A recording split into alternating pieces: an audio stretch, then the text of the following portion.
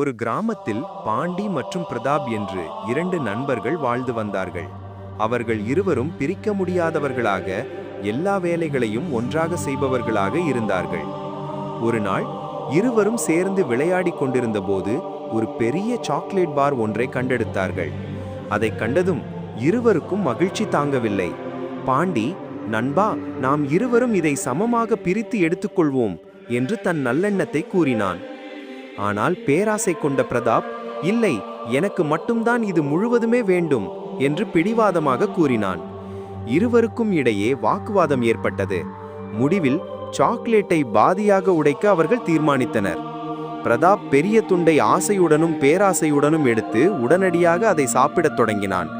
ஆனால் பாண்டி சிறிய துண்டை எடுத்துக்கொண்டு சலனப்படாமல் சிரித்தான். சாக்லேட்டை சாப்பிட்ட சிறிது நேரத்திலேயே பிரதாப் உள்ளுக்குள் ஒரு குற்ற உணர்ச்சி ஏற்பட்டது. தான் செய்தது தவறு என்று உணர்ந்தான். தன் பேராசையினால் நண்பன் பாண்டி சண்டையிட்டதை நினைத்து வருந்தினான்.